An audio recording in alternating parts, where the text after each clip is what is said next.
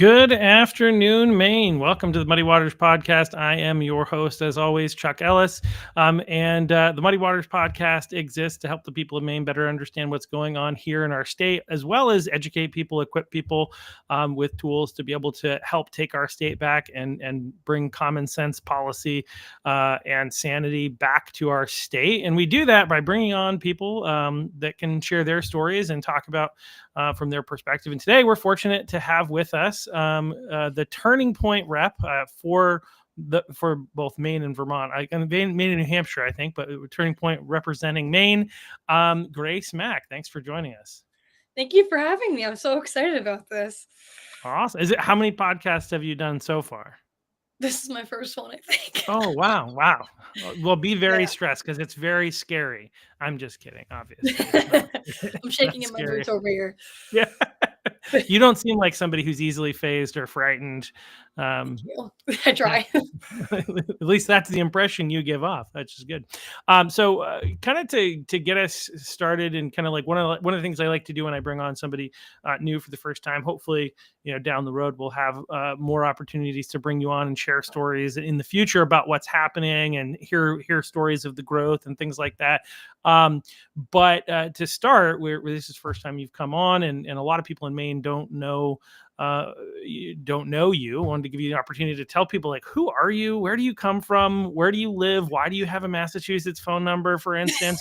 And like, how did you come to be working for Turning Point? Yeah, so I mean, I am the Turning Point High School field representative for New Hampshire and Maine. We're called Club America, and I am from New Hampshire. I've grown up here my whole life. I was born in San Francisco. Probably shouldn't have mentioned that part, actually. I was born in San Francisco. I'm a 49ers fan and a San Francisco Giants fan, but there we go. California may need to fall off into the ocean. Even though I like my sports team. But anyway, go ahead. Agreed. Then my family packed up shop and moved up to New Hampshire, and I was about 2 years old. I was homeschooled my entire life. I don't know if you could tell. I mean, you're not twisted by our culture, so that is a dead giveaway. Thank you. And then I graduated high school in 2024, and I have been working with Turning Point for only about, I think I got hired on in the middle of June. I went out to training at the end of July, and I touched back down on the ground here in New Hampshire at the beginning of August. And now, it's been like 8 weeks since I've been on the job, but it's been fantastic.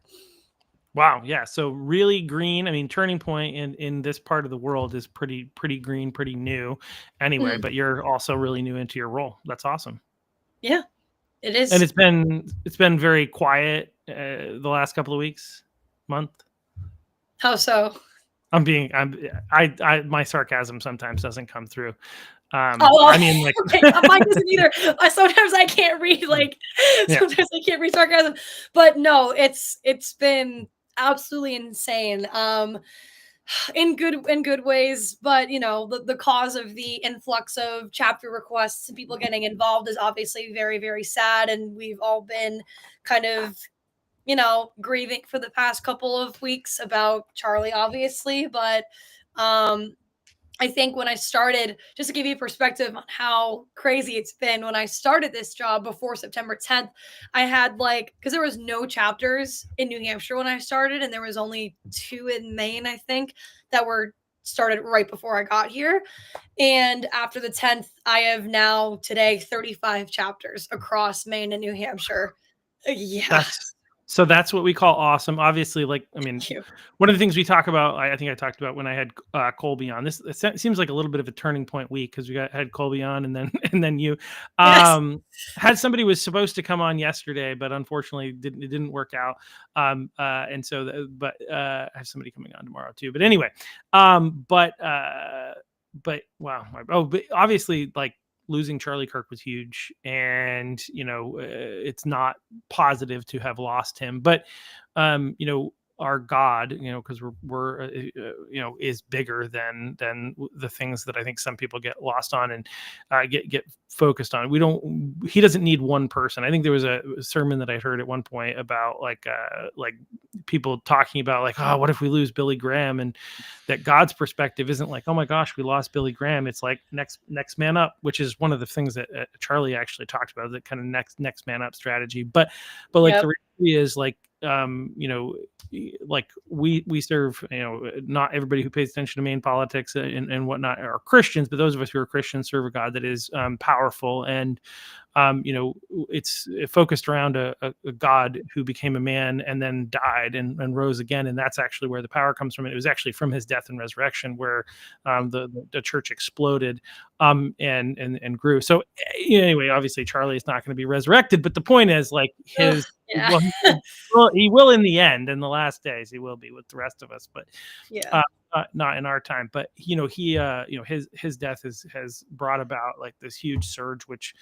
it's interesting to think about, and I don't know your perspective on this, but I'd be curious if, like, again, we can't really see what would have been, but as incredible and talented as Charlie Kirk was, it's possible that his death is going to do more than his life could have done. Now, some people are like, oh my gosh, that guy was incredibly talented. How could you ever say that? But like, just look at we're at, and people keep saying that this is our turning point, right? We're at this precipice. And if you look at how dark it is right now, like Charlie Kirk alive was not waking people up the way that his death has woken people up. And sadly, that's the truth. Yeah. We're in this incredibly dark moment where we needed this really bad. We need people to wake up. We need people to engage. And if we don't have that, are we going to be able to save our country? Yes, Trump is president. But anyway, I just said a lot, and I'll throw at you and I'll let you kind of respond. But like, I mean, like that's the way that's kind of what I'm seeing. And I'm like, again, Charlie was amazing, and I think he would have continued to do fantastic things. But like, it's still, I begin to look at it now, and I wonder, has his death done more than his life could have done? After his life, obviously. Yeah, I totally understand what you're saying, and unfortunately, I think I know I share that perspective, and it was kind of like the whole world stopped for a few minutes after he died. And then the floodgates opened.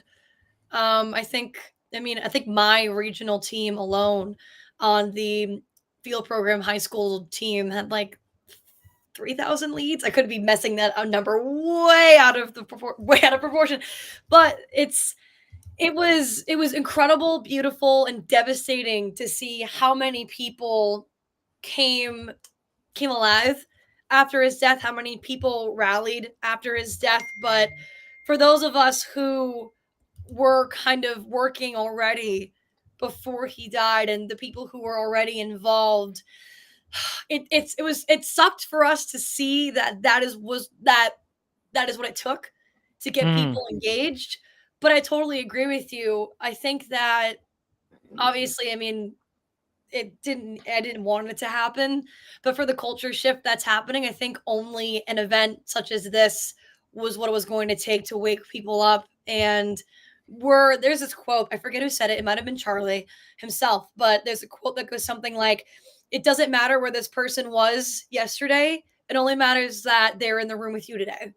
If they didn't want to like come into the room yesterday for some reason, and now they're in the room today, all you can go off of is where this person is at today. And so that's what we've been doing with people. We've been taking the people who have been the most affected by this tragedy, who are the students, who are the people of my generation, and empowering them and giving them a voice through chapters, through getting involved. And I think it's been pretty fulfilling for us to see, especially in the field program, especially because we're on the grounds with these kids. But no, I agree. Like, there is a moment for me personally before and after September 10th. And I think there was a moment, this country is different after September 10th. It's never going to be the same, because I mean, I'm sure you've heard people say this a million times, but there's never going to be another Charlie Kirk. No one's going to be able to fill his shoes. And I was at an event, I think it was 2 nights ago, and I gave a speech, and I was like, look guys, like, there is no more Charlie doing this for us. We have to do it now. we are all like I have my bracelet says like we are all Charlie Kirk now, and I don't people understand the gravity of that sentence. Like Charlie's not doing like he's not going out on campuses anymore and debating people. He's not saying the truth. He's not um telling people the facts and bringing people to conservatism to the church. Like he's not doing that anymore. We have to step up and do that now. And, I think there's another saying that's something like when a martyr, when a martyr dies, they create a million more of him. And that's exactly what Mm, his death did. They did not squash his voice. They only made a million more Charlie Kirks who are even more passionate and even more eager and willing to carry on his mission. So I totally agree with that perspective, but it's very unfortunate, but we've seen this happen before, originally in the Bible, right? um, sure, and sure. then Martin Luther King, JFK, Charlie, where history repeats itself, and this we're seeing a turning point with this country. I'm truly, truly hopeful that it continues on in this positive trajectory where people are stepping up. Yeah, well, I think what's interesting is like I'm trying to going back like quite a while at this point, but had some conversations with some people about like I'll give you just a sorry. That's fine. You're good. That was you, right? Okay. Yes, that was me. I was like, I didn't imagine that. So no, years ago, I was talking to a friend of mine, and we were talking about like how in order for this country to like be restored, and we're going back like 15 years, where a lot of people were not nearly as concerned as they obviously are now. I said we're either going to need a revolution or a revival, and the answer was maybe both, right? Because this was a pastor guy I was talking to, and actually I think he suggested both. And I think when I say revolution, though, I don't mean violent revolution. I think there's a cultural types of like reforming back to our roots that I think was necessary, and also a returning back to God is one of the things that I am frequently talking about. And non-Christians, I'm sorry, but like this is just a reality. Like as we've abandoned God as a culture, that's where we've led to all these problems in our world. And we need, again, the Constitution, it was written for a moral and a religious people, and it only works with that essentially. And so Charlie's, and sadly, again, as you comment, it's sad that it took this type of thing, I think, to help people wake up and realize the stakes, realize where we're really at. But it's done that, and it's drawn people to Jesus, and it's drawn people into the movement, into action in a way, because it's woken them up to the reality of what's actually going on. Again, I think sometimes we talk about how crazy the world is and how bad it is, and people are like, "Yeah, sure." Like I remember talking to Exactly, a pastor friend of mine, like this is back in like before COVID hit, actually, and I was just talking about the rise of communism, socialism, in our society, and he's like, my parents have been talking about that for 20 years, and I'm like, your parents were right. It's just been this slow creep, and now with the death of Charlie Kirk and all that, I think a lot more people are like, oh, wait a second, it is really that bad. Yep. Yeah, and I think that unfortunately, especially a lot of people in my generation are very passive about everything. It's not cool. Well, maybe now people are changing their minds, but my generation's very passive. We get all of our information through social media, which is not great. And like Well, it's hard, like you said, like the mainstream media is not that great either, but go ahead. no, no, it's not.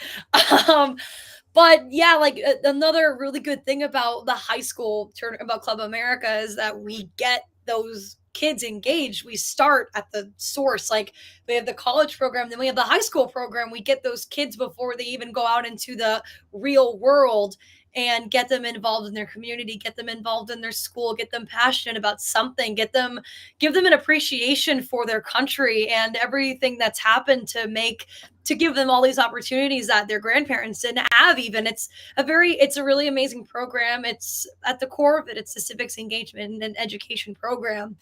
And even though my point is, like, even still after Charlie's death, there are people who call Turning Point people Nazis. They think that we're indoctrinating children and teaching them to be fascists, racists, because that's the impression that some people had of Charlie. And it's like, wow, if you are still on that camp after he was shot, I don't know what to tell you. Like, I don't know what to tell you. There are certainly a lot of, there's this event, September 10th, has certainly shown the true character of a lot of people. It's awakened something in people, and most of it has been good, but you are seeing true evil in some reactions from the media and just from everyday life. Like, there have been cases of teachers who have been fired from public schools for posting celebratory content about Charlie's death and celebrating it to their students, and just being insensitive monsters, quite frankly. So that's what we're up against.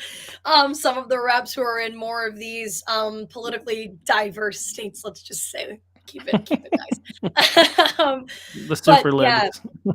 What? I said the super libs. Yeah. Yeah.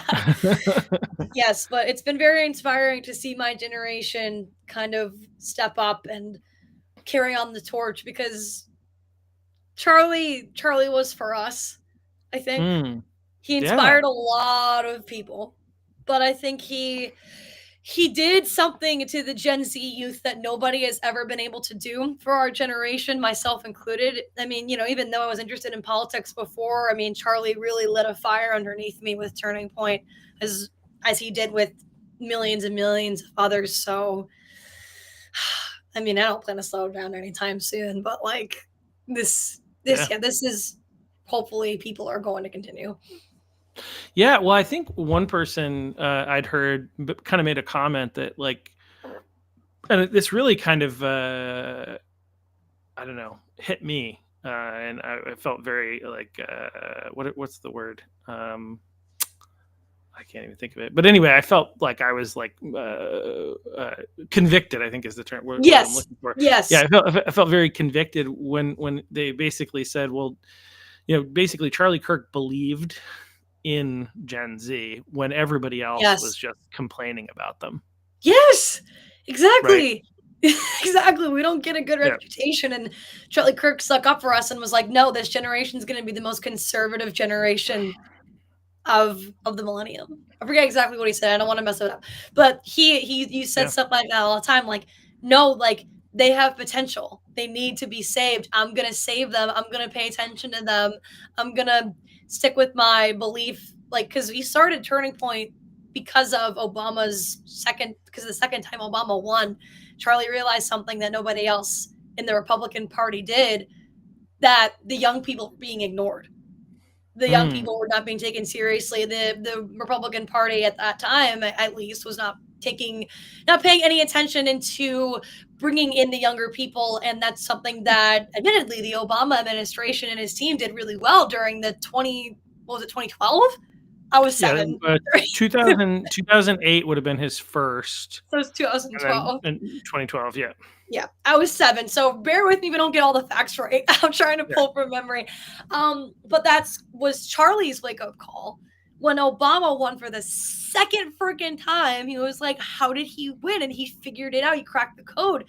He was paying attention to the young he was paying attention to the young voters. He was trying to appeal to the young vote. And that was what won him the election. And that was what Charlie did with Trump in the 2024 election. I was, part of that election, let's just say.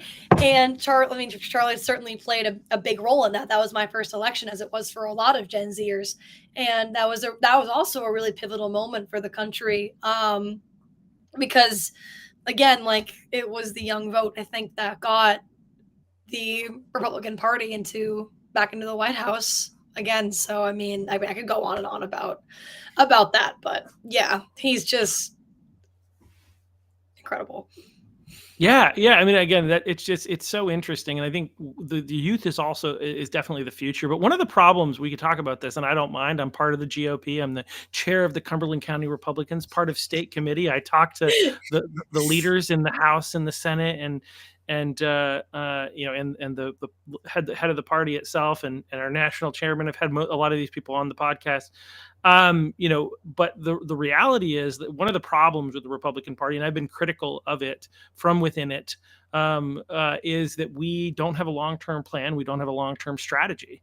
Like that's just the reality. Like the Republicans, to your point, like why did they not focus on young people?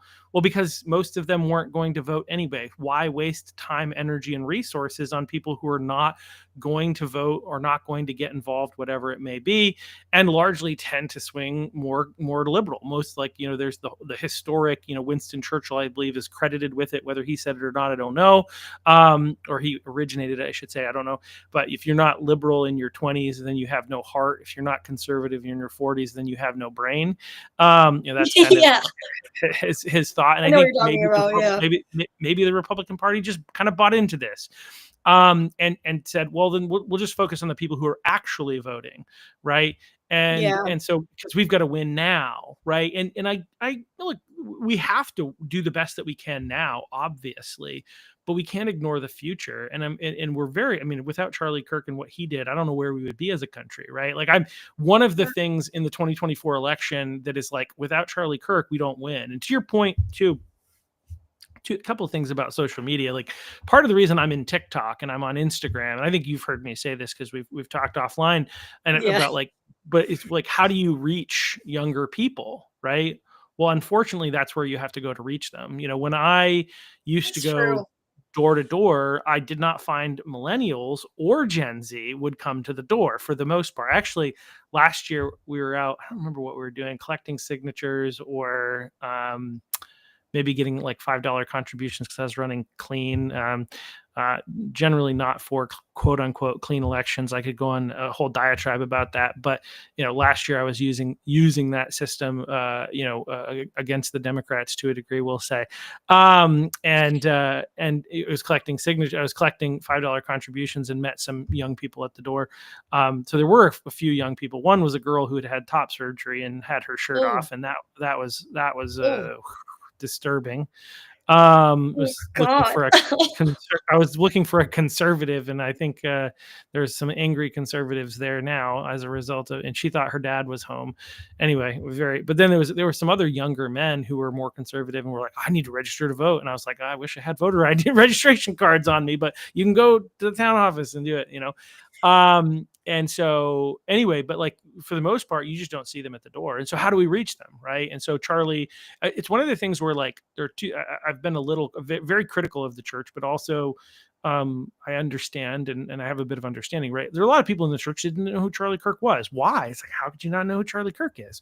Well, I think there's two reasons. One, they weren't terribly engaged in politics, number one. And two, they don't spend a lot of time on Instagram and TikTok, right? And Charlie wasn't trying to reach them. He was trying to reach, Gen Z. And that's where he went. And that's where he spent a lot of his time, because that's who he was trying to reach, you guys. So anyway, I could talk about Charlie probably for far too long. And we don't want to, but anyway, so really excited for the growth, obviously. And I think one of the other things that I think the youth bring to the table, and I want to get into some things so that people kind of understand Turning Point, because I was very thankful for when we met I don't know, a couple weeks ago, or last week or whatever it was. It was a very interesting meeting, but there was some good, really good stuff.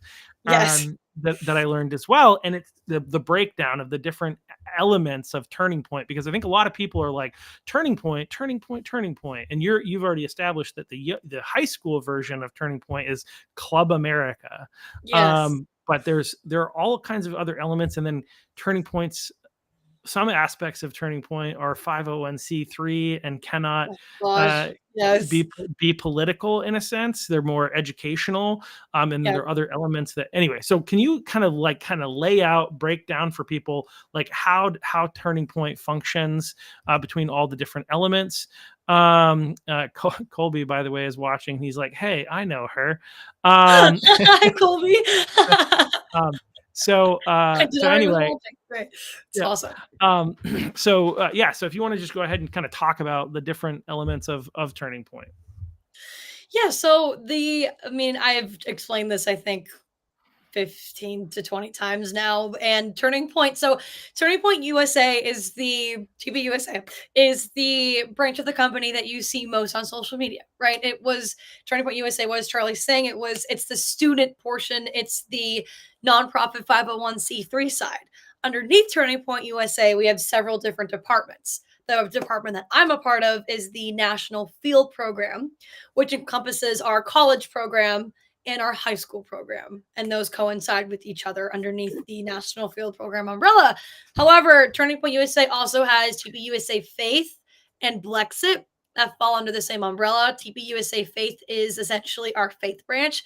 We create chapters much like TP USA students, but we also work with pastors and churches to get them affiliated with TP USA Faith. And then Blexit is, I like to describe it as the TPUSA's rebuttal to the whole, BLM movement. And they want to have a place where I want to say minority conservatives feel like they can be conservative because, not all, minority people are far, far left and not all of them support that. I think Blexit was founded by... No. Biden said if you're trying to determine whether or not to vote for him or Trump, then you ain't black. So if you're black, you have to be a Democrat. Yeah. Oh yeah. 100%. 100%. That was in 2020. I believe you. Yeah. Oh my gosh. Somehow. Anyway. that was crazy. But yeah, I think it was founded by Candace Owens, or at least she helped start it. But that's another branch of the company where they create chapters and they have their own different department. And then, so TPUSA Students is 501c3, the branch I work for. That means we are completely nonpartisan. We are educational. And we do not engage in any political or campaigning or endorsing activities, purely for the students, purely about civic engagement and education. Turning Point Action is the political arm of Turning Point, founded by Tyler Boyer. He worked with Charlie way, way, way, way back in the day, like back in the Chicago days where Turning Point was still a baby. And Turning Point Action is a little bit different than Turning Point USA in the sense where they're not nationwide yet. They invest in states where they want to flip the ticket. So New Hampshire is one of them, actually, and they just hired on 2 reps here who are doing a great job. We've kind of been working very closely together since we've been hired, but they create adult coalitions, they door knock, they do ballot chasing, they can endorse candidates, whereas we do not do any of that. The branch that I'm a part of, Club America, is the one that, I know the most about, obviously, but I think that was a good explanation for all of that. But for the people who have students who want to get involved, it's TPUSA students, so college and high school. And homeschool students can get involved in high school chapters. College is a little different. It has to be tied to a university, I believe. I could be wrong about that. But the organization that I'm a part of is, I would argue it's the most important part of the organization right now, because obviously what we're doing is we are literally continuing on Charlie's mission and engaging the younger students and keeping them involved and keeping them motivated and kind of, dragging them through this tragedy to the other side, where they feel empowered enough and skilled enough where they can take the skills that they've learned through our program and go into the real world wherever they choose to, pour their eggs into, whether it be politics, whether it be, a plumber. It doesn't matter. It's anyways, yeah, I could go on about TPUSA students all day, but that's kind of the umbrella of Turning Point, the programs that are nationally offered. But in Maine, we have college, Angelina DeVillis. She's amazing. We can probably, I'll connect her with you at some point. And they have me for high school. And then we're still working on hiring a direct faith coordinator for Maine. I cannot remember the Northeast regional manager's name right now, of course, but we do have that as well. So those are kind of the branches that we have in Maine. We also have a Blexit representative for Maine as well. That's the person who is in charge of it for all the Northeast. Is that the woman that I met the other night? Yes. Yeah.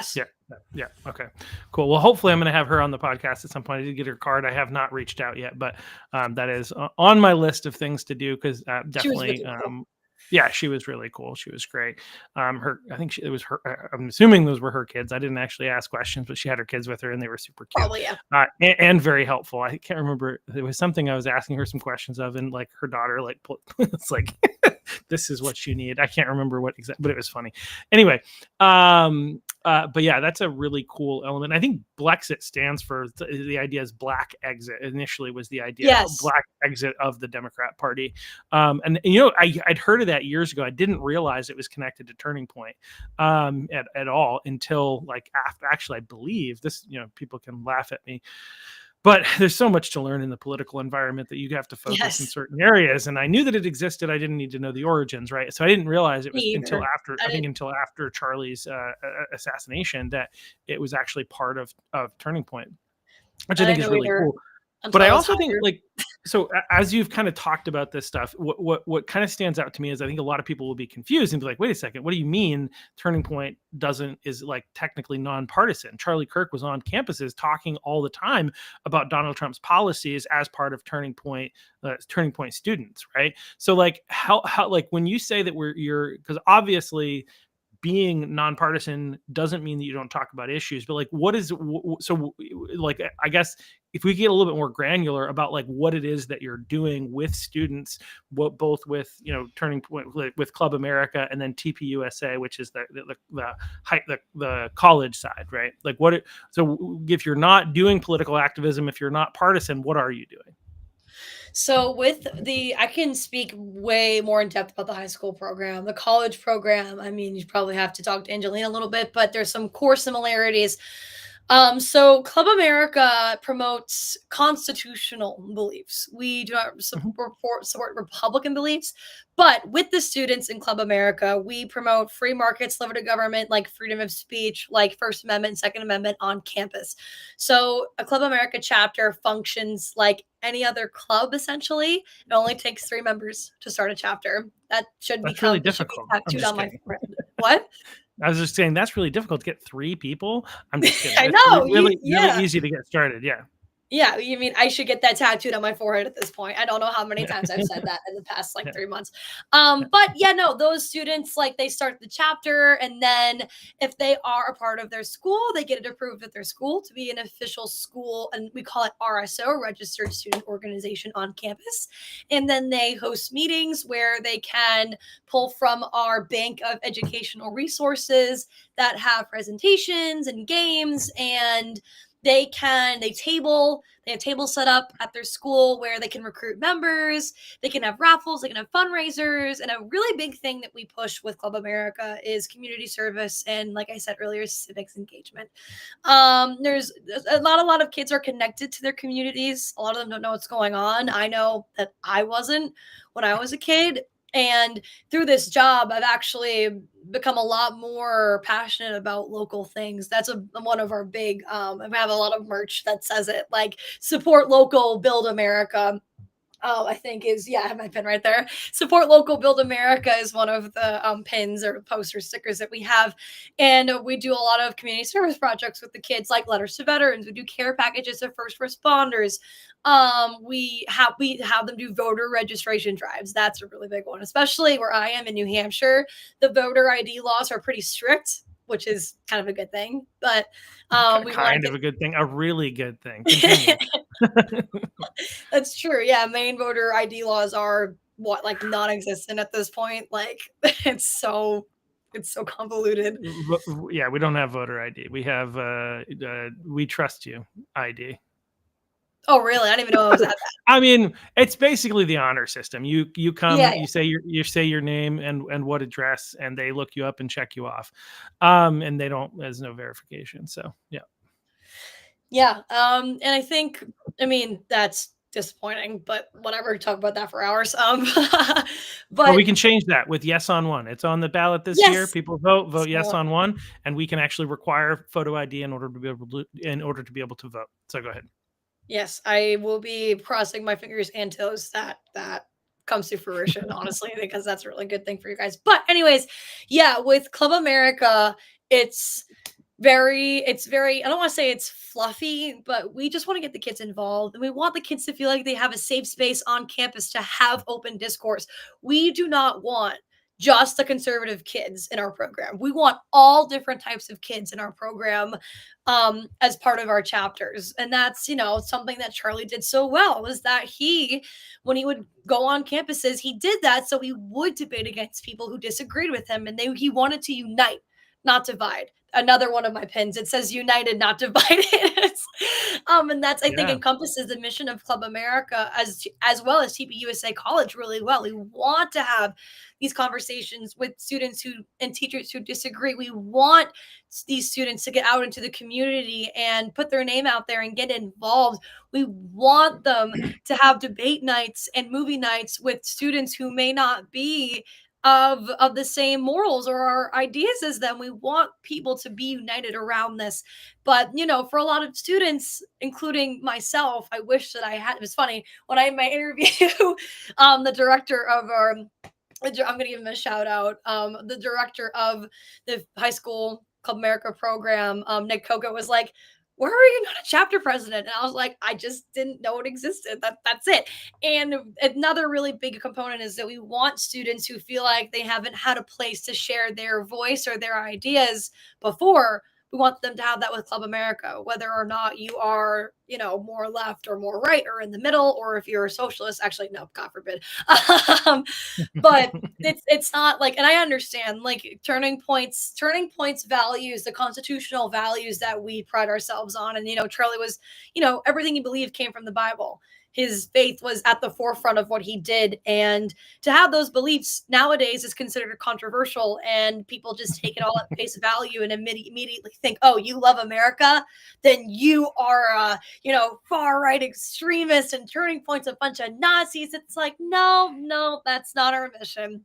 That's not our mission. We want kids to be informed. We don't want them to, we're not telling them what to do. We are telling them, "Hey, here's what's going on. Here's how you can get involved. You can take whatever you want from that information that we just gave you. We can't tell you what to do. We just want you to be engaged and be involved and be informed." And that's what Charlie did. He wanted to change people's minds, but he also was a really good listener, and he understood different people's perspectives in life, and he appreciated that. And I hope that people see that with our student programs, because that is truly what we are trying to carry forward. Yeah.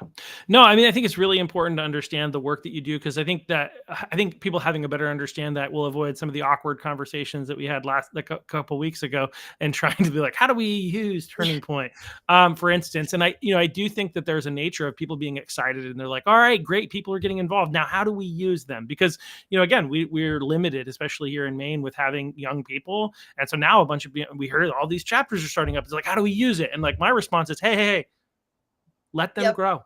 Let them grow. Let them do their work. And if they do their work, then those students, when it comes time to do political activism, they're going to be interested in being involved. We don't have to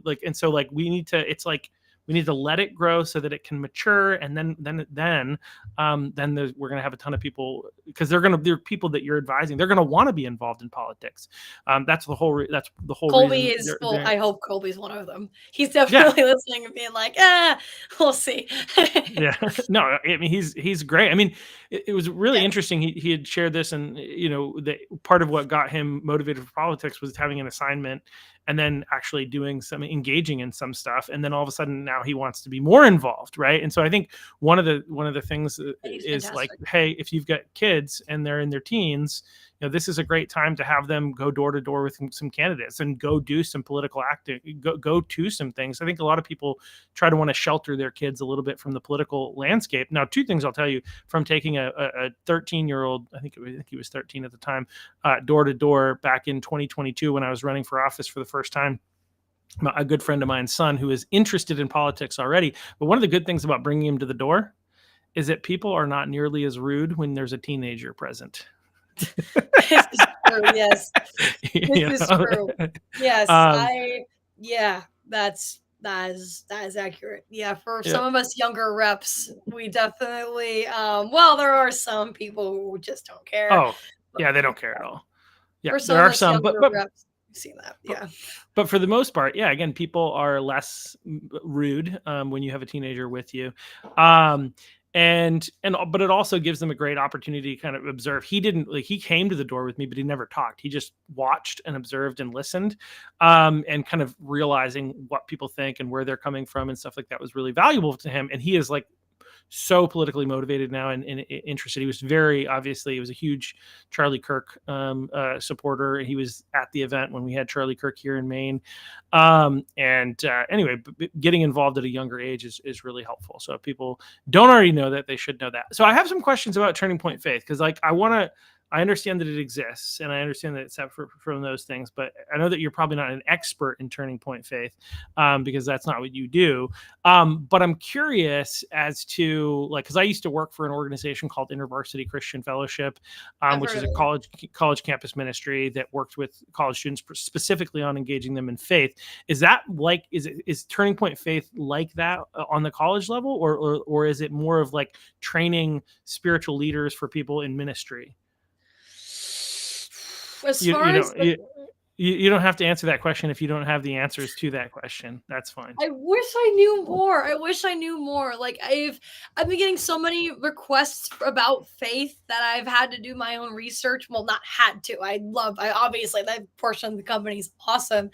But from what I do know, on college campus, I think you can create faith chapters on college campuses. I think, don't quote me on that, but I know that they do work with pastors and churches. I know they might train pastors, but like you can go to tpusafaith.com and then that'll answer all your questions for sure. All right, cool.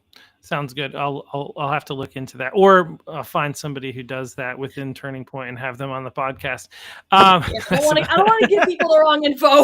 Like, no, absolutely. I wouldn't want that either. The goal here is I know that the name of this podcast is Muddy Waters, and if you're watching, please like, share, subscribe. This is how we get the message out there, so more people know what's going on in our world. Please do that. But we call it Muddy Waters because it's complicated. Things are complicated. And our goal with the Muddy Waters podcast is to take things like politics in America, politics in Maine, even politics locally. And I like what you said about that. I want to get back to that in just a second. But these are complicated things that are, some of it's muddy because the politicians are trying to muddy the waters. And some of it's just muddy because it's complicated. Like, where does the federal government stop and the state government, begin? Like, where does that happen? Who's in control of this and within government? It's complicated. And so when it comes to Turning Point, we too, the goal is to help people understand better what you guys do, not confuse people. So if you don't know an answer, feel free to just say you don't know, and that's fine. Turning Point has a ton of resources online, so people can research that more. But I find having conversations with people is a really helpful way to better understand how everything works within. So I do have some questions about Turning Point Action real quick too, that I think I'm beginning to understand. So that's not limited so somebody doesn't have to be a younger person to be a part of Turning Point Action. No, any it's age. it's mostly adults, but there is a Gen Z coalition. Like they have different brands of coalitions, I would say you call it. And one of them is a Gen Z coalition. But yes, if I get and let's just say a 32-year-old gentleman who wants to get involved, I refer him to Turning Point Action because that is the most direct way they can get involved. So the point that's being mentioned here is you don't have to be under the age of 25, at a college, at a high school, or a pastor, to be Turning Point Faith. You don't have to be those things in order to get connected and do stuff with Turning Point.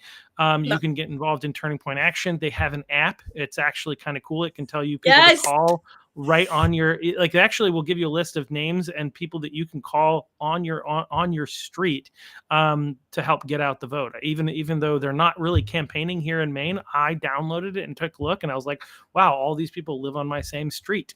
I could call them. I'm not going to. I was testing it out. But if you guys, there are ways to get involved, and if we have enough people that try to get connected to Turning Point Action, maybe Turning Point Action will actually exist here in Maine. There is a possibility there. So hopefully that'll be something. Eventually, we obviously hope that happens. In the meantime, there's always Maine Civic Action, which is a place that you can go to get involved in helping to influence our elections here in Maine. Maine Civic Action is actually the organization, if you don't know, that brought Charlie Kirk to Maine. back in August. They were the ones that brought him and hosted that event. That was their inaugural launch, public launch of Maine Civic Action, which again is focused on getting out the vote, getting people to get out and vote for conservatives. And so that's kind of the way to do that same type of thing here. But eventually, Turning Point has its own unique thing and an approach that they're going at things. Maybe they'll also be here in the future, but in the meantime, like I said, there are ways to get involved in Maine Civic Action in the here and now. And what you were saying earlier, I think, is so important, and it's the being involved locally, and that's one of the things that you teach people, because most people do not know what's going on in their own town. People are so focused on what's happening at the federal level, or at maybe they pay attention to the governor, but they're usually focused on those types of things. And one of the things we talk about is actually Colby, I did clip a short from this where he was talking about you got to get involved locally, because locally is where you can have the most impact. We had the least impact on the presidential election, as much as we were happy that we got what we wanted this year. Our votes count less essentially toward that than they do toward a school board race where there are going to be maybe 600 people showing up to vote. Mm-hmm. I agree. And it's funny you mentioned the school board, because I was homeschooled. I didn't know really I didn't really know much about the chain of command in public and private schools until I was trained for this job and until I started this job. But now more than ever, I am so passionate about school board elections, because let's just say through this job, I've seen and I've experienced myself some really, really interesting situations with school boards. Some of the members on the school boards, because you have to get a lot of public, I think here in New Hampshire and in Maine, I'm not sure about other states, maybe it's a nationwide thing, but a lot of my students have faced really tough hardships with school boards, trying to get a Club America chapter approved, because a lot of the members on the school board are extremely left, and they are treating the students like they are trying to create a Nazi group, to be quite frank. Exactly. That's my reaction. Every time I get a text from a student that's the school board doesn't like it, I'm literally come on, guys, this is crazy.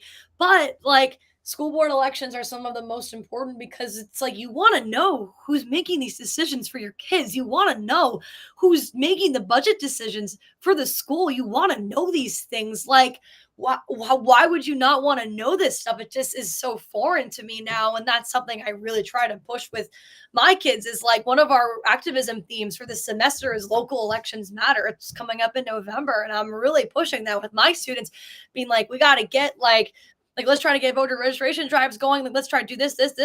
We got to get people involved, because I don't think if people aren't, this is true for a lot of things, if people aren't directly facing something, they don't appreciate or realize the impact that something can have. Does that make sense? Because it's usually a personal thing that causes somebody to engage in politics. Yeah. Yes. Because I can appreciate, what a veteran did in World War II, but I can't the same way he could, right? I was not on the battlefield. I did not see, the terror of World War II. And not saying that, me arguing with a school board member is on par with a veteran. But it's the same principle. You won't I didn't know how serious it was until I actually was talking to these people and realizing oh my God, local elections are so important, because they're having a much bigger impact on our town and in our schools than you think. One of a private school near me in New Hampshire had a principal who put litter boxes in the school, and the school approved it, and the school board approved it. No problem. It wasn't even a question. And it's really, these are the kind of people you want around our kids? It's insane. And like you said, you made a good point earlier. I'm trying to remember it. You have the most impact in your town, in your county, in your state. Your vote with the federal election is one drop in a sea of stuff. Not to discourage anybody from voting, of course, but I do think that local elections need to be pushed a lot more, especially now that I'm working with the school boards. It's exhausting. Well, School boards are exhausting and frightening, frustrating. And like one of the things that you said, I just like don't feel bad if you're out there right now and you're like, I don't even understand how school boards work and function and the power they hold. Neither do the school board members. Exactly. Yeah. Like this is one of Exactly. the things Heidi's been on a number of times, and she will tell you, she'll tell you over and over again because it's true. School board members a lot of times do not know the authority that they wield. The way Nope. that a lot of school boards function is they are like a rubber stamp on the agenda of the superintendent. But the Mhm. superintendent actually works for the school board, and the school board has authority, full authority, over the school and through the superintendent. And so that's their employee. And anyway, listen to the podcast from Heidi Sampson, or more importantly, follow Maine Education Initiative to learn more about what's going on there, and follow Heidi and some of the other people. But like the point is, like so many people don't understand how that works, including people who are engaged, who are on the school boards. So we have a real problem of not a lack of understanding of civics. And the bigger thing though is if you do care about the national, the best way to fix the nation is to fix your town. Yep. Oh Right. yeah. Like Yep. You start that's where at the source. you start here, because here's the reality, right? I know that this is hard and people are lazy and you just want to maybe show up and vote once every 4 years, but that's not going to fix our nation. That's not going to make America the nation that it once was. America has levels of greatness, but we're fractured right now. We're in danger. Trump barely won in 2024. I know that he won a sweeping victory in terms of Too close. but it was too close in terms of percentages. Like Kamala Yes. Harris, the amount of votes that she got, like 68 million votes, being the worst candidate in U.S. history, in my opinion. The only people that compete with her are the two people who preceded her on the Democrat side, right? I Biden and cannot Hillary. agree with you. Like if you there's just like the three worst candidates back to back to back. And Trump still, I would say barely won. Yes, he won a sweeping victory in the electoral college, but many of the states that made that happen, they still won by less than 3%. Very, very tight race. We do not fix our country. There's so many without like civic engagement at the local level. We have to convince our friends and neighbors. We have to engage at that level in order to be able to do so. We have to fix our schools. Fixourschools.com is Maine Education Initiative. We have to do that. And so, when again, but on top of that, right? On top of that, that builds for the future. Like this is part of the problem that the Republican Party has had. Again, short-sighted. How do we win here and now? We don't focus on those local races. We focus on getting House and Senate candidates because we need candidates, because we have to have candidates, and we talk people into running. And then we don't for races that maybe they can't win. Instead of being like, hey, how do we build long-term for the future? We need to build a bench. This is how you build a bench from a political standpoint. You get people elected to school boards. You get people elected to city councils. In Maine, Congress. I don't know how. Yeah, it's state rep, Congress. And this is an important element because, like in Maine, when you're running for city council or school board, there's no D or R next to your name. And so in blue districts, this is a place where a conservative could get elected. Not Portland, but in other places, Portland. I have a couple of students in Portland, and gosh. I mean, I am so proud of them. They are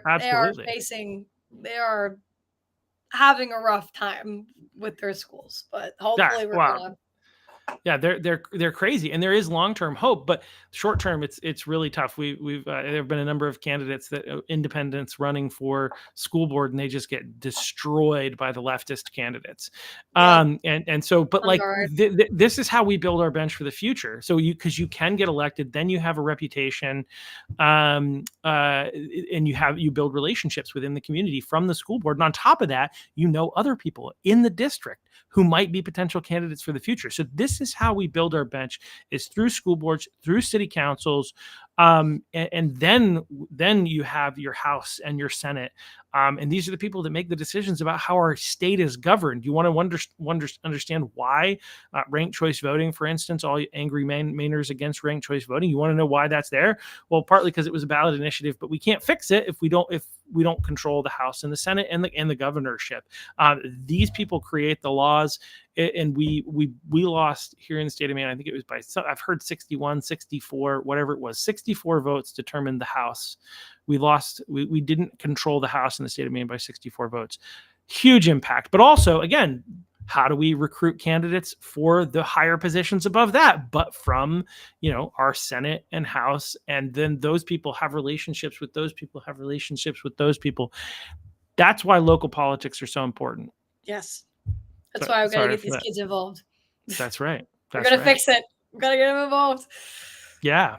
So one of the questions I wanted to ask you too, just because I feel like we live in a world, I think when Charlie was here, he said, I know, when Charlie was here, he made a comment. He said, young men are more conservative than they've been in 50 years.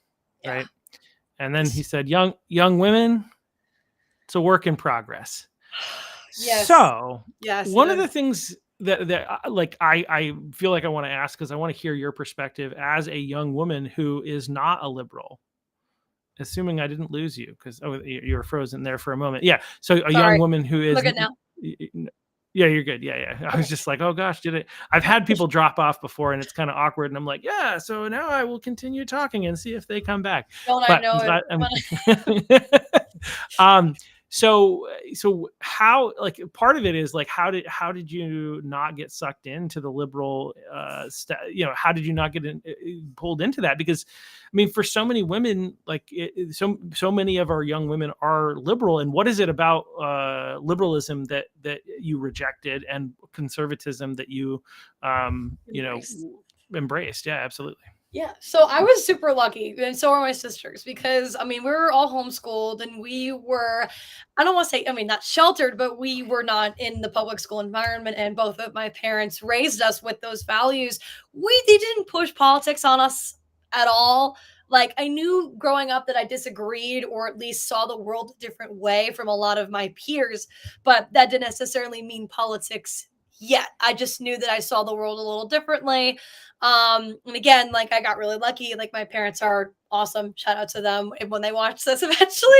But they really did a good job with me and my sisters. They prepared us to look at the world from an objective lens, and then see what, and then just kind of grow into our own people. However, when COVID hit, I was about 14, and I had just discovered the Daily Wire. Brett Cooper that was about when Brett Cooper popped off. And before that, like, I'd heard of the Daily Wire. Like, my uncle is a huge fan of it, but I was like, ugh, like, it's all old dudes, and it just wasn't like appealing. And then Brett Cooper came, and I was like, whoa. No, she's just like, who's Brett Cooper? What? Not a joke. Maybe you can. I think I've heard the name, but I thought no. I think I've heard the name, but I literally, like, Brett sounds like a guy. But anyway, but maybe you could just do a brief explanation of who that is. There are a lot of boomers. I mean, older people, I should say, not Gen Z, who watch the podcast. So yes, yeah, of course. So Brett Cooper. We've heard of the Main Wire, of that Daily Wire, I should say, but Brett Cooper. Go ahead. So Brett Cooper was one of the personalities on the Daily Wire for a number of years. She started her show, I think, in 2022. And she was like, she's a young conservative. She's Gen Z. She was homeschooled.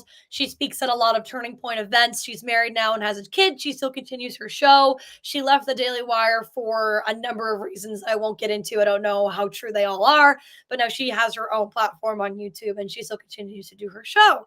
And I mean, was that helpful? She's kind of like, she's a conservative influencer. Yep. No, that works. Yeah. And so anyway, so you started following her, I think is what you were saying, at where you were in your story. Yeah. I saw her, and I was like, she's just like me.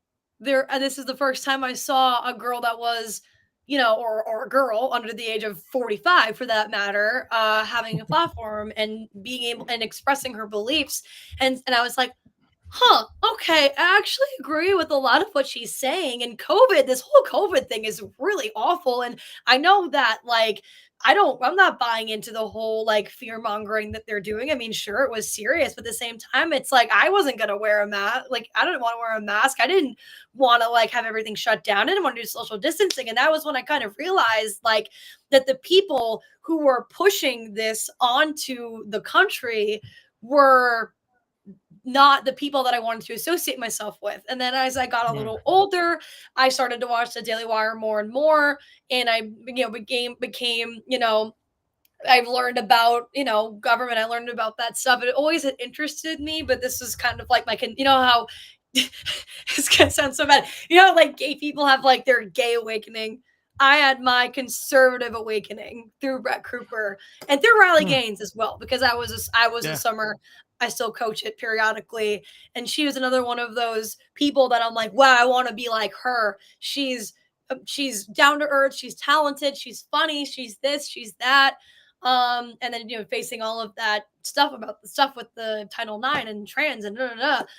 But my point is, I think especially with Turning Points events, and the surface of more female commentators and more like more younger conservative voices, I think it's become apparent over the past few years that the left does not care about women. They don't.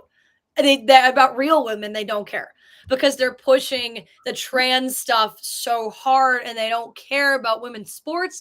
They don't care about women's spaces. They don't care about us. They don't. They claim to do, but that's not what real feminism is. And I think that a lot of girls I know have been conservative for a number of years, or have been raised in, conservative households. However, I think that, like, I mean, my thing, one of the things I'm most passionate about is the whole Title IX issue and the whole trans thing. But like, I think that only that one issue is kind of where girls are waking up slowly. Um, but like, I think unfortunately there's kind of this stereotype of like, oh, being a stay-at-home mom is oppressive, and like you should work and your husband should stay home and cook and clean for you, and you don't need no man and this and that. And it's like the really far left has done a unfortunately good job of that, of pushing that on social media. And I think a lot of girls buy into that, and they don't want to buy into, I think a lot of them still think that, having common sense ideas and morals equals you're in a cult. And I am really encouraging to see a lot of my chapter leaders are female. Actually, a lot of my students are female, and they are the most based I've ever seen. They're more based than some of the guys that I work with. But as far as like, why I rejected that whole thing, it's probably because my family, but mostly because as I got older, I realized it's just common sense.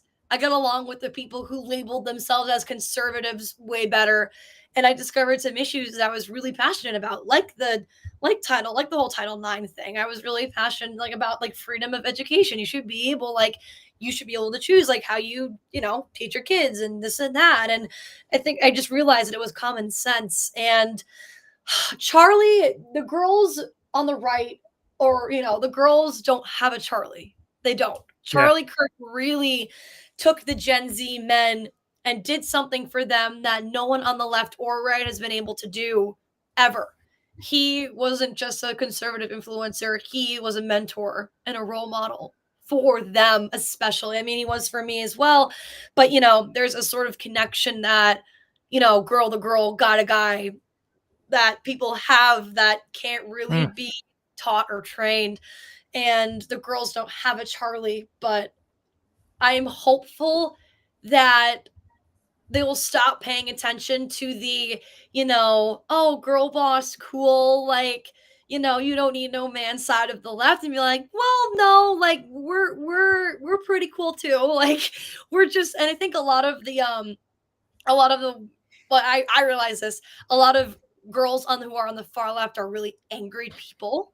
Um, they really reject femininity, and they really reject that whole like They're just angry people. I don't know how to describe it. You've seen it. Like, they're just angry Um, people. And a lot of the women I've been on who are more on the right are way nicer. They're just happier. And I think there's some sort of say, conservatives, like, you just look at like the person who's not smiling and the person who's smiling, and you can tell which one is a conservative or something like that. But I'll make this one point. I'll stop yapping. I promise, because this is actually it's a really good question. But I am hopeful that after Charlie, after Charlie's gone, that my generation, the women in my generation, step up. The ones who are like me, like Brett Cooper, like Riley, like so many of my female friends who are in the TPUSA family. I hope that we can work to change those other girls' minds for 2028. I really do. I really hope that there is a flip coming, like Charlie did for the guys.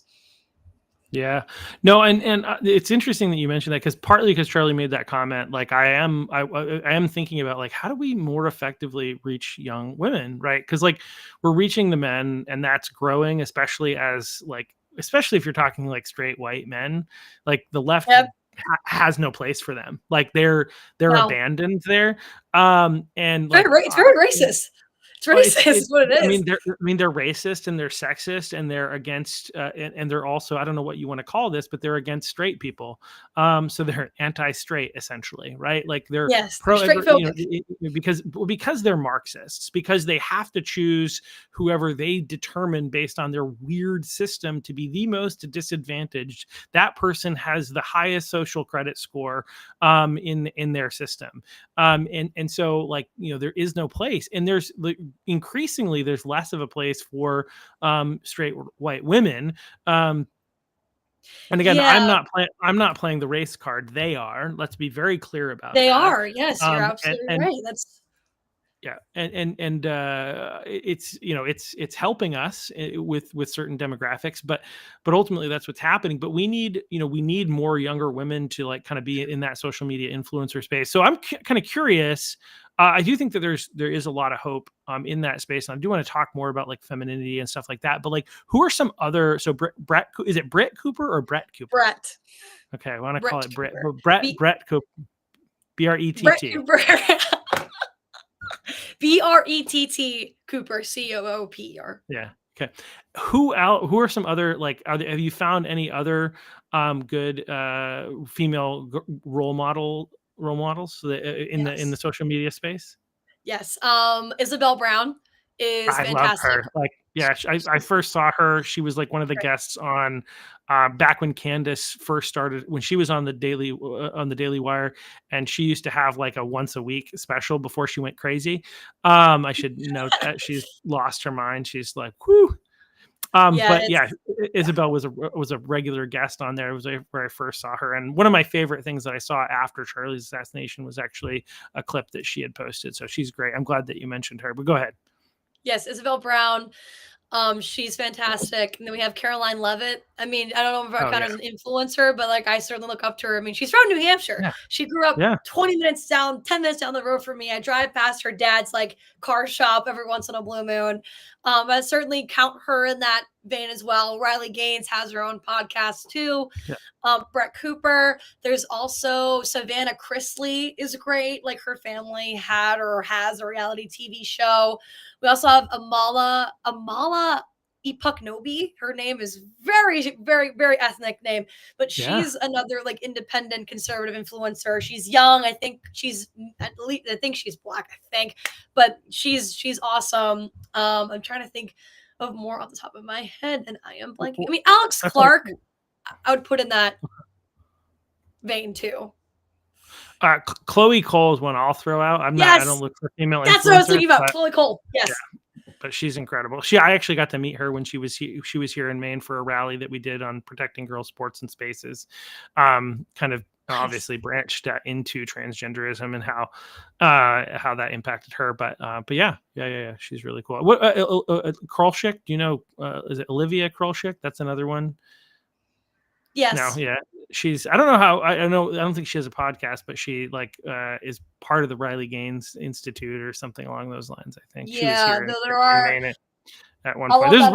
probably some others, but it's a really great list if anybody's looking for one, to get connected. So, but yeah, like, so I think it's really fascinating. I think you made the point that basically, um, the left has rejected femininity, right? This is like, so they've actually rejected manhood and womanhood, at Yeah. this point, right? Like, this is a Yes. reality, and their pitch to women is, very similar to, if you have, I probably haven't read this, I wouldn't be surprised. The Gospel of Thomas. I cannot claim to have read the entire Gospel of Thomas. For the record, I'm the not Gospel of either. Thomas, it's not within the canon of Scripture that we understand as Christians, that are the God breathed.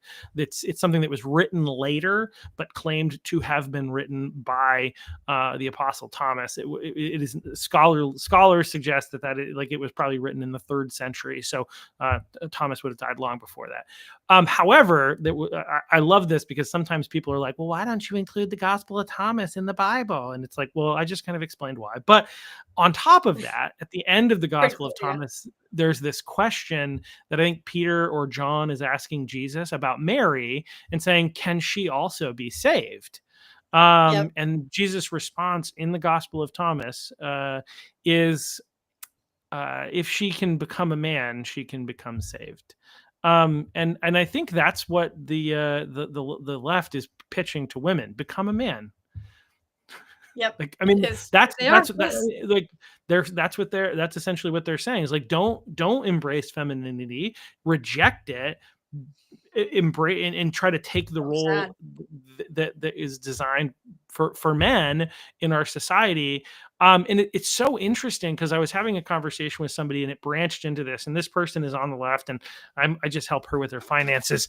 And we don't talk politics for the most part, but we talked religion, and we got into some things, and it branched into this. And there's this idea that's suggesting that there are these differences, and there are these roles within, for men and women, is somehow diminishing women. And the reality is, their rejection of actual God-given femininity is anti-woman. I'm pro-woman, they're anti-woman. They But are. because I disagree about, like, roles, and I disagree solely based on Scripture. The conversation I had with this woman was, look, I have to, similar to, Martin Luther, who, when he was before, the papal representatives, and they were trying to get him to recant, he asked for some time, and he came back, and he said, unless I can be convinced with both conscience and by Scripture, I cannot recant. Here I stand, I can do no other. So my views on men and women, that's where I'm at. I have to be Yep. convinced on Scripture. I believe in Jesus. He's transformed my life. I owe everything to Him. And Scripture is the lens through which we understand truth, through the power of the Holy Spirit. And I can't do anything else. No. And so, anyway, but they've basically twisted femininity into, like, they want to, again, they just totally destroy it. Which, surprise, surprise, why do you think all these women are trying to identify as men? Right? Is Mhm. because you've told them that it's better to be a Sad. man. Right? That's essentially what Yep. we're It's telling so these young girls. it's so sad. They're completely destroying them, and they're not. I was saying this to a woman that I was talking to at the Maine Education Initiative. That's what their formal name is. Yes, we're at that event we were both at the other night, Oh, and that we're was parental rights and education, was the right. ones that put that Yes. on, but they do a lot with Maine Education Initiative. Yeah, yeah. Yes, and I was talking to one of the teachers who spoke, and or parents, I forget what her role was, and she, talked about her daughter wanting to, go through top surgery and this and that. I was like, you know what? The saddest part about that is that I felt all those same things when I was her age. When you're a 13-year-old, 14-year-old girl, you are extremely insecure. Everything sucks. Your hormones are all over the place, and I think that the agenda that some people in the medical world push on them is that you're not insecure. You're born in the wrong body, and it's not normal to be insecure. And now we're going to give you all these drugs, and we're going to schedule for a surgery that is irreversible and life threatening in some cases. And that's what I was telling this mom. And she was like, it's actually a really good point. Like, all these feelings they're feeling are normal and they should be feeling that way, because like you don't want to stifle that. Then the mom was like, when I was her age, I was emo and blasting My Chemical Romance in the car too. Like, just let them be kids. Let the kids be kids. Let the girls be girls. Let the boys be boys. There's this sick, it's so sick. I just like, oh, I could go on about that for hours too. But you're right. Like, they're Yeah. telling these poor young girls, like, oh, like you look so much better as a man. And no, you're not. Even though, being gay is this whole other can of worms. But it's like, no, like you're not just gay. You're a man actually, but you're straight. And this is just like crisscrossing. Like the wires are circuiting, and it's just like, it really needs to stop. It really needs to stop. They're And destroying girls. somehow they think we're confused and spreading misinformation. Like, what in the Yes, world? How did we get here? And I how is it know. that so many people have been strung alongside by them? That's the part that I'm just like, what? Well, they threaten Yeah. they threaten them. They Well, threaten the families. They threaten the families with, if you don't, we're going to take your child away if you do not affirm them. The child is going to commit suicide if you do not sign this. Even Elon Musk said it about his yeah. child, who unfortunately Yeah. he completely lost. He was like, they told me if I did not like, consent to the surgery, my child would kill himself. That's real. That's happening everywhere. It's happening in Massachusetts. It's Well, probably and, it's and and when you say that that's real, let's be very clear. They're not like more likely to commit suicide, but that is what they're telling the parents. The data, according to their own lawyer at the Supreme Court, there is no data to back up the yes, claim yes. that their child is more likely to commit suicide. No, But that is the nonsense that they are telling the parents. yes, and the suicide rate actually picks up after they transition. I don't know the exact numbers, but I've seen a million articles saying the same thing. Like, they tell the parents that the kid is gonna that they're not gonna that they're gonna kill themselves before, if they don't transition. But the reality is, after they go through those surgeries, it skyrockets. I think it's almost half as more likely as before, and that's what they're not telling people. Are just not telling other people that. And I mean, it's more popular now than it was a couple years ago. But you're right, there's no scientific data to back it up. It's pure manipulation. It's fear mongering. It's sick. It's evil, and it needs to stop. That's Yeah. but And you're I gonna don't know keep what going. the laws are. Yeah, I was just gonna say I don't know what the laws are in New Hampshire, but here in Maine, this is why we have to take our state back, right? We need Republicans in office. Okay, you can't say that as an official representative of TP turning point. But like I can say I there's a can lack say of that. common sense in Maine. I can say Yeah, that. yeah. So there is a common sense pack if you're looking for it. Common sense for Maine. Anyway, oh gosh, so this is why we need to take back our state, because the law in the state of Maine right now is that if you're a medical professional and a child comes to you and says, I think I may be trans, you're legally required to quote unquote affirm their Oh, transition. Like, you oh my cannot question, because then that is considered this thing called conversion therapy, even though it's kind of yep. backwards, right? Because aren't you doing conversion therapy, or you're actually convert, like they're trying to help them become a different gender? Anyway, nonsense. But like, that's part of the problem Yes. here in the state of Maine, is that there is legally required to perform to give gender affirming care here in the state of Maine, if you're a medical I professional. don't believe it's the same here. Yeah, well, New Hampshire's a safer place in a lot of ways. There's more Yes. freedom in New Hampshire than there is in Maine. Yes.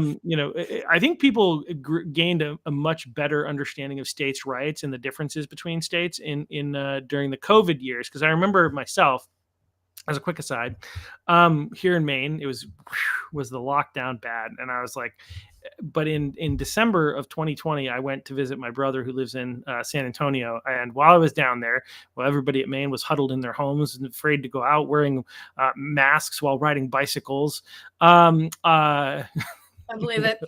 or in a car by themselves. They still sometimes do that around here, Yes. by the way. But while all that was happening, I was down in Texas, where I went to a football game. I went to the movies twice. I went to SeaWorld, and it was fine. No, I didn't die, and Well, their numbers weren't worse than ours, for the record, in the end. Um, Anyway, just especially when you look at all-cause mortality, all that kind of stuff. Anyway, but the differences between states is dramatic, which again goes back to there's so much you can do by voting. It's so important to get involved locally. So anyway, Yep.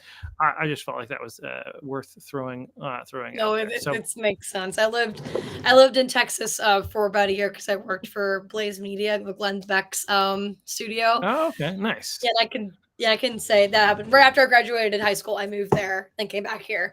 But I can say like, yes, Texas is like a different country compared to up here in a lot of ways. But Oh my yeah, no, gosh, it was, especially in 2020. It was so refreshing. It was like, oh my I can't gosh, even imagine. there's still freedom somewhere in the world. I know that in Florida, like That's Texas and that, Florida. yeah. That's it was just a crazy time. That's where like I'm sometimes reminded, like it feels like it's still crazy, right? And it is, but but it's better than it was in 2020 and 2021 at the very least. So, but yeah, so here we are. So anyway, so thank you so much. Like I don't know if you have more that you want to say about femininity and all that other kind of stuff. But it sounds like I think we've mostly covered that. There's a lot more that could be said, but It's a whole other episode. it is a whole nother episode. But so one of the I do want like one more question, because I think that, like we kind of touched on this a little bit, but obviously you work with Turning Point chapters all throughout the state of Maine, whether they're looking to start something, college or whatever they're looking to start, they can always start with you and you can direct them where they need to go if it doesn't fall into your purview. So for people in the state of Maine, you're a great contact. So is Angelina too, yeah. But yeah. Yeah. And how do people, before we get into a couple other questions, how do people get in touch with you? So we have our Club America New England Instagram. It's at Club America _New England. I think that Colby actually created a Club America New England Facebook group that you can join. I will have to. Don't remember what it's called. He's probably screaming, ripping his hair out right now behind his screen. But that's a way you can get in touch with us. And you can also with me directly. I mean, like my email, I think you published it on Twitter. Like my email is gracemack@tpusa.com, all lowercase, no numbers. And then my phone number is 978-241-7394. And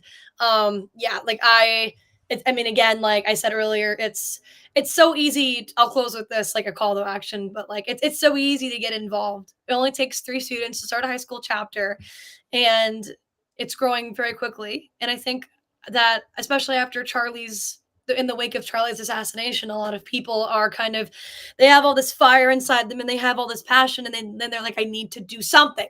I need to do something. And it's like, especially the kids, and it's like, well, the best way you can do that is start a chapter and literally do what Charlie was doing and continue on his legacy. And it's completely free of charge. There's no costs. The commitment is very low.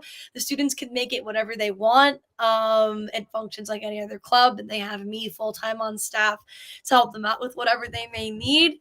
But I've seen the change myself personally with some of my students who have started, who are kind of interested before September 10th, but now that it happened and they felt convicted to start their own chapter, I've seen them grow leaps and bounds since starting the chapter. I've seen them so fulfilled. I've seen them engaged. I've seen them energized. I've seen them stepping out of their comfort zone and public speaking and tabling and recruiting. It's a really beautiful thing to see. And now that we have, I think, 17 chapters in Maine and 16 in New Hampshire, it's only growing faster.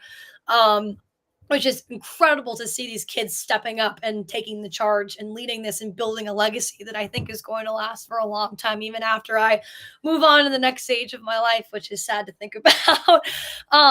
But again, like you can go to clubamerica.com and the get involved form is on there, or tpusastudents.com to find the college portion, I believe, or tpusacollege.com to fill out the form to get involved. But it's super easy. Like a rep will be in touch with you soon and we will get you involved. It just takes a couple of clicks. Seriously, guys. And you will not regret it. Well, it's funny that you mentioned that, because I remember, like, obviously there were so many people that were reaching out in the very early stages, and there was somebody that I connected with. We did a vigil on the 12th in Portland, and somebody that I connected with there or emailed the county to talk about what the county was doing in politics, and I was like, Morgan, I'm the guy that led the vigil, because I'm the chair of the county, is like, oh yeah, great. I'm glad you guys are doing stuff. I'm like, yeah. And so anyway, they reached out relatively quickly. And I think within a week, they already had a packet and they were having their first meeting. And that's a SMCC chapter. That's where the Southern Maine Community College. Yeah. So, and, anyway, so it's like, you guys are quick. And you, even though there's been this huge influx, you guys are still really good at getting in touch and getting information out to people. And so it's not rocket science. It's easy. You can get started. And how many, you said 17 schools, those are high schools or county, or the, I don't know what they call them, the hubs. Activism hubs. Yeah. So what schools, like what actual public schools are you on, or is that not something you want to share right now? It's for the activism hubs. I have Aroostook County all the way up by Presque. That's, well, I think Presque Isle's in there, but whatever. And then I have York County and Cumberland County, and I have chapters in Fort Fairfield. They're approved. That's near. I think it's in Aroostook County, actually. Fort Fairfield High School, Messalonskee High School, Gardner High School. I have a girl trying to start a chapter at Cheverus in Portland. Whew. She is going through it with her principal. I'm gonna have to help her out with that one. But we've got all of them. We've got it from Aroostook County to Portland. We've got students rallying together and organizing and mobilizing to try and get their chapters off the ground. Some of them have had very easy times. Some of them having a tough time because of the nature of their schools, but they're still working around it. They're still figuring out ways to meet outside of school. They're still getting their members, and they're still working diligently to get recognized at those schools. Same in New Hampshire. We've got a few schools who are you've got a few schools where the chapters are, registered. Then we've got some where they aren't yet. And then we've got some activism hubs. But yeah, no, I think so. 3 of those are activism hubs in Maine, and then the other 14 are schools or school chapters. That's awesome. I wondered about that. So that's really great. I'm so glad. And in Portland, fortunately, of the places to try to get one started in Portland, Cheverus is probably the most favorable option, I think, because I think it's a Catholic school.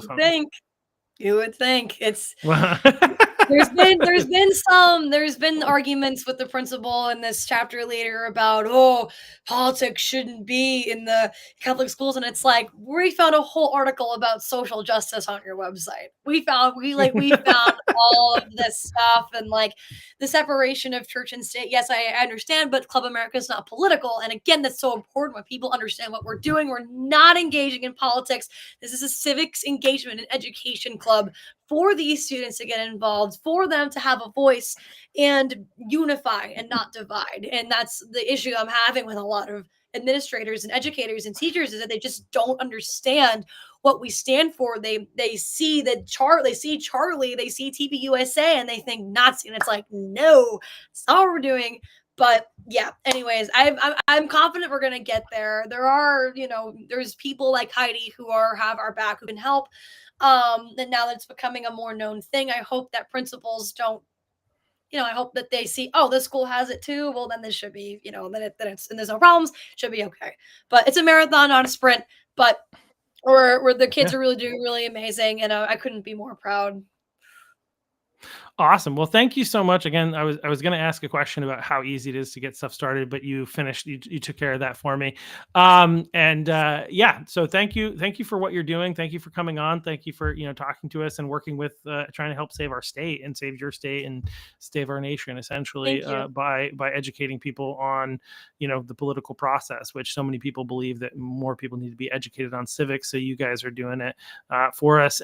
If people want to support their local chapters or the national chapter, they can just go to the website, turningpointusa.com, or one of the other forms or factions. But if they, one of the other things I'm just going to throw out there for people at home is, if you want to help, one of the biggest things that I'm going to answer this for you. I'm not even going to ask you the question. So is if you want to, one of the biggest things that they want to do is get students out to, man, my brain's not working America now. Fest. There you go, America Fest. Yes. And that's one of the ways that you can help financially is help sponsor kids to America Fest. So if you want to help kids go out and have an incredible experience where they kind of meet tons of different people high up in politics, like Tucker Carlson's of the world, we'll give speeches out there. You can do that by helping sponsor kids. So if you're interested in that, I would say reach out to Grace. Yes. But yeah. All right. Well, thank you once again, and thank you all for watching. And again, like, share, subscribe, watch the shorts and share those around, so that people can know more about what's going on, and we can help take back our state and our nation. So, thank you all, Yes, sir. and we'll Thank you see. so much. All right. And tomorrow I've got a school board. I think it's school board candidate or city council candidate. I should know. Charlie Turgeon, I think is the name. Will be on Nice. tomorrow at 3. So we'll see you all.